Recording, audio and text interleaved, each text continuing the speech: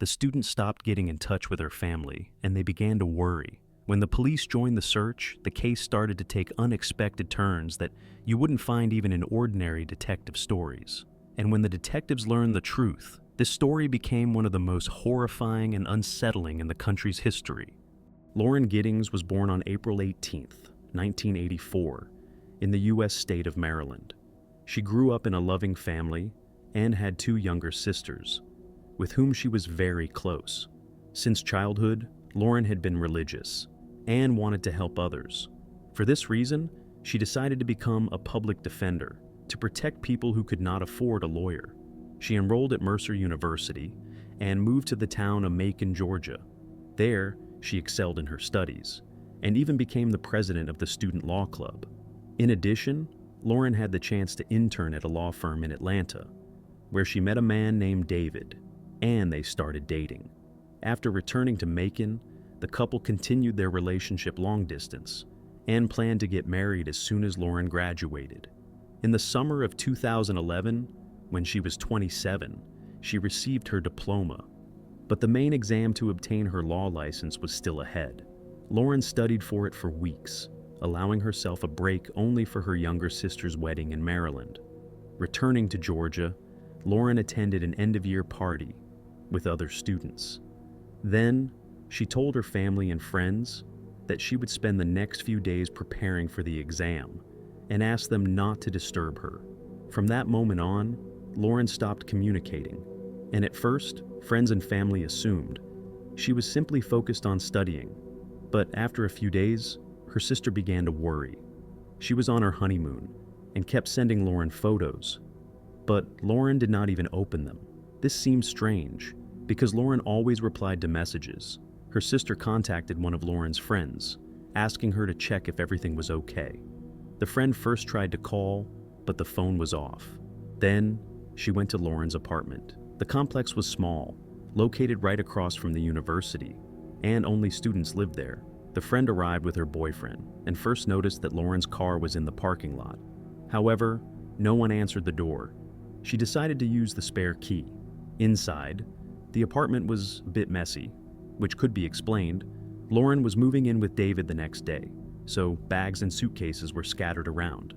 But Lauren herself was not home, although her purse, her phone, and her laptop were still there. This looked suspicious. Where could she have gone, leaving all her things and her car? The friend began calling mutual acquaintances, and they immediately started searching for Lauren. They checked the university grounds and nearby streets, but found nothing. Friends also called other acquaintances, but no one had heard from her in days. After this, her relatives drove from Maryland to Georgia. Meanwhile, friends continued searching, but with no results. And the next morning, they decided to call the police. Officers inspected the apartment, but found no signs of forced entry or struggle. Still, they agreed that the sudden disappearance looked suspicious and called in forensic specialists. The team sprayed the apartment with luminol, searching for traces of blood. At first, they found nothing. But when they checked the bathroom, luminol revealed that almost the entire surface was covered in blood. Detectives immediately feared the worst. Lauren was likely dead. According to the stains, several liters of blood were in the bathtub, and police focused on finding the body. While standing outside, one of the officers noticed a strong, unpleasant smell, like decomposition, and began searching for its source. Nearby were garbage bins, and as he approached, he realized the smell was coming from one of them. Opening a bin, he found a large black bag containing a woman's torso.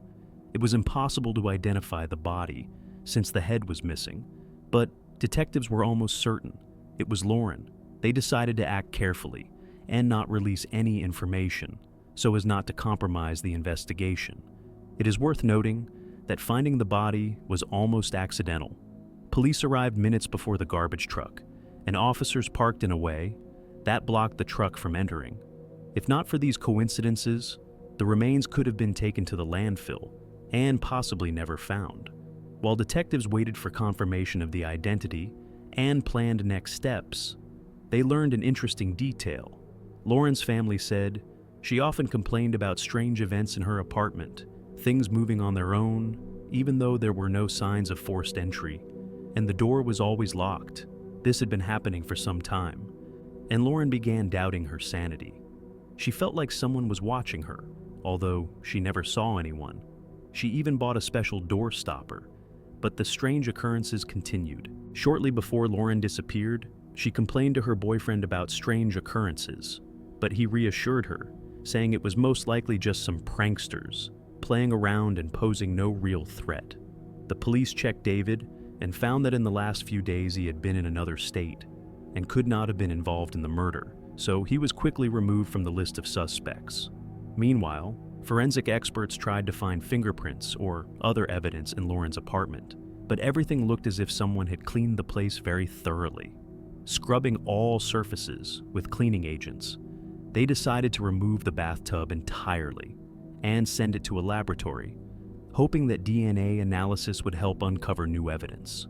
Medical examiners confirmed that the torso found belonged to Lauren, and the case was officially reclassified as a homicide. They determined that the crime occurred around June 26th, almost 3 days before friends and relatives began searching for her. They could not determine the exact cause of death, and no signs of assault were found on the body. Even though detectives tried to keep this information secret, the activity around the case drew the attention of journalists, who arrived at the apartment complex to report. They quickly heard rumors that a body had been found, even though officers had not officially announced anything. Investigators decided to question all of Lauren's neighbors and inspect their apartments if necessary, in case one of them might be involved. All the students in the complex allowed the police to search their homes, except for one, 25-year-old Steve McDaniel. He lived in the neighboring apartment and categorically refused to let officers in. He argued that as a lawyer, he always protected his personal space and had nothing to hide. To detectives, his behavior seemed extremely suspicious.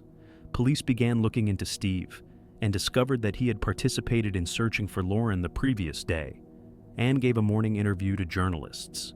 He was a friend of the victim, studied in the same course as her, and held the position of vice president in the student law club, while Lauren was president. Thus, he knew Lauren well, but refused to let the police into his apartment. At the same time, he continued actively participating in all events on the complex grounds, following officers, talking to other residents, and even giving a television interview. During the conversation with journalists, Steve was asked how he and his friends had searched for Lauren. He described visiting her apartment and helping look around the neighborhood, while speaking about her in the past tense, even though the body had not officially been found. However, journalists hinted more that the police may have already discovered a body near the garbage containers. Steve was startled, his expression changed, and he fell silent. When a reporter asked if he was all right, he asked to sit down. After that, Steve was questioned again, and he appeared genuinely shocked by the news of the discovered body. After the journalists left, he continued sitting in the same spot, staring at one point. Several hours later, he unexpectedly allowed the police to search his apartment. The first thing detectives noticed was a large amount of various items. The man had stored food, energy drinks, and even weapons in his apartment. But the most shocking discoveries awaited the detectives ahead. They found a master key, which opened all the doors in the apartment complex, and a separate duplicate key to Lauren's apartment. Steve immediately confessed that he had entered several neighboring apartments when no one was home. He also admitted that he had stolen a pack of contraceptives from one of them. For some reason, he mentioned that he was still a virgin, but did not explain why he needed the condoms. The detectives decided to use his confession and arrested Steve for theft, then took him to the station for questioning.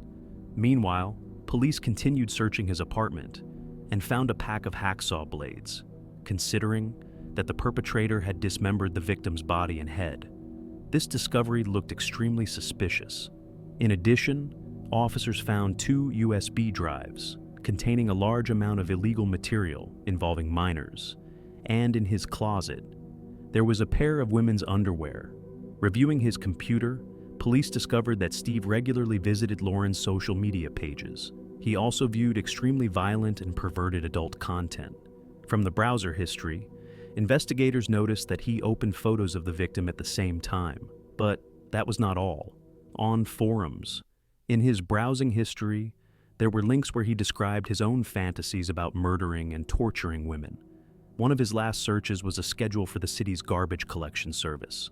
All this information finally convinced detectives of Steve's involvement in the murder. In their opinion, he was obsessed with the victim, considering that he had a key to Lauren's apartment and that she had previously complained about her belongings being moved in her absence.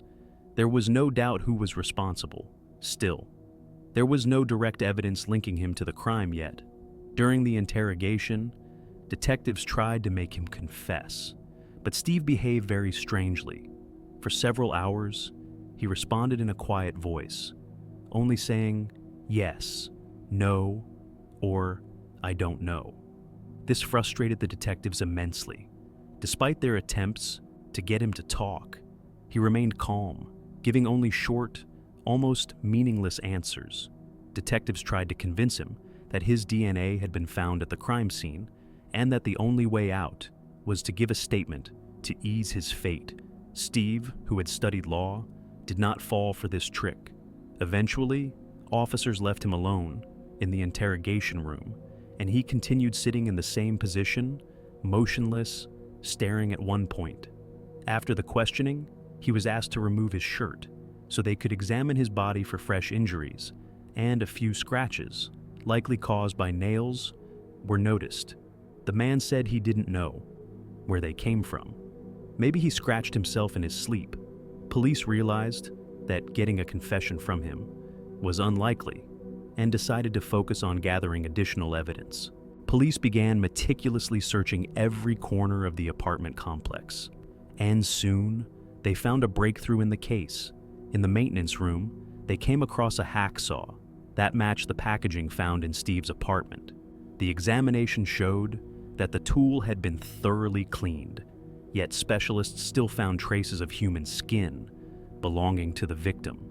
Then, detectives traced the purchase of the saw to a specific store and obtained the surveillance footage from that day. The video clearly showed that Steve had bought it.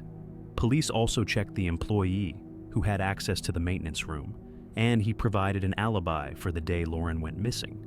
Thus, the only person with a key to all the doors, including that one, was Steve. After this, investigators began to study the man's personality more closely and spoke with his acquaintances. They all said that Steve was rather reserved and strange, but extremely intelligent. They also recalled that when meeting new people, he always asked two questions. What would they do during a zombie apocalypse? And how would they commit the perfect murder? Because of this behavior, he had almost no friends, and classmates did not interact with him outside of university.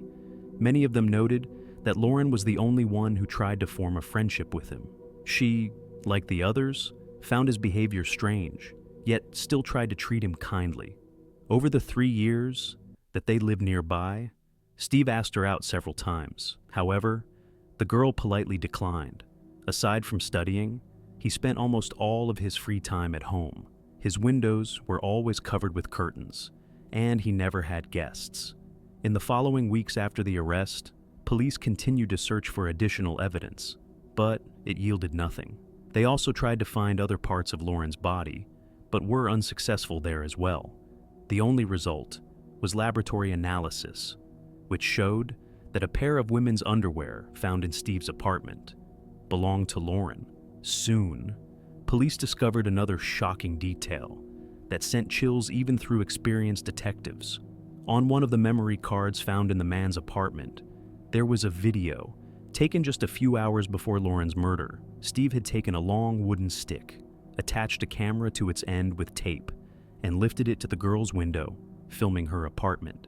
This footage finally convinced everyone involved of his involvement in the crime. A few weeks after the arrest, Steve was formally charged.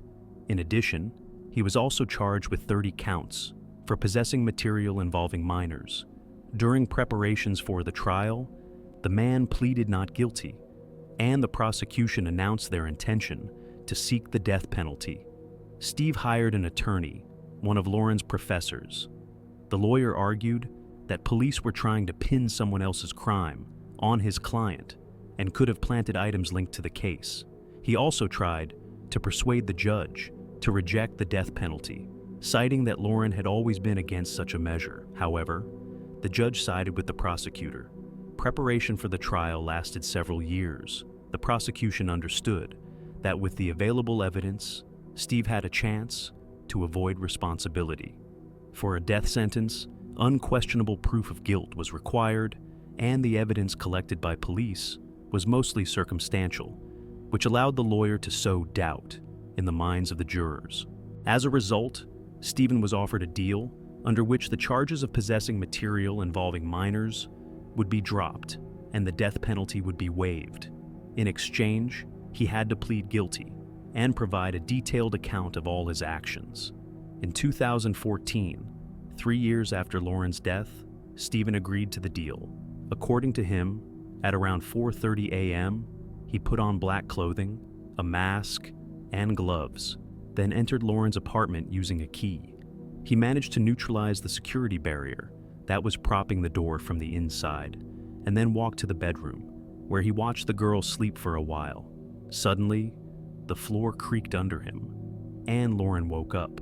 Seeing a person in a mask, she told him to leave the apartment. However, Stephen immediately attacked her, began to strangle her, and Lauren desperately fought back.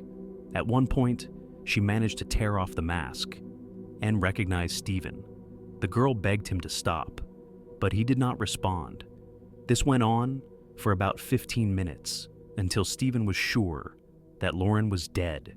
He carried her body to the bathroom, leaving it there until the next day. The following evening, he returned with a set of tools, including a hacksaw, and spent several hours dismembering the body. He then placed the remains in bags and disposed of them in different trash containers near the university. He left the torso in a container near the residential complex, expecting that the garbage collection service would take it soon. He also cut up his clothing and mask and flushed them down the toilet. Stephen claimed that he did not understand why he had killed Lauren. He explained that after the crime, he experienced a mental fog and believed that the girl was still alive, which is why he actively participated in the search. However, the prosecution doubted his words, believing that the man was obsessed with Lauren. This was indicated as by his regular visits to her social media pages, the video filmed through her apartment window, as well as forum posts, and his browsing history of violent adult content, all pointing to his fantasies about inflicting pain and suffering on women. Since Lauren was about to move out of the complex, Stephen likely decided to kill her, understanding that he would never see her again. In any case, his confession was sufficient to issue a verdict. He was sentenced to life imprisonment with the possibility of parole in 2041. 4 years later, Stephen filed an appeal representing himself. He claimed that from the very first days of the investigation, his rights had been violated. He was yelled at during interrogations and not allowed to use the restroom. Stephen also stated that he suffered a medical episode due to stress, but the police refused to let doctors attend him unless he allowed them to search his apartment. In addition, he accused his former attorney of unprofessionally defending his interests. Despite this, the court confirmed that Stephen had received a favorable deal, imprisonment, instead of the death penalty. The appeal was denied, and in 2022, his attempt to challenge the sentence a second time also failed. Some of Stephen's family members continued to believe that he was innocent and that the police had framed him. His father even created a fundraising page for a lawyer, but no donations were received, and the page was quickly blocked. Thus, Stephen continues to serve his sentence.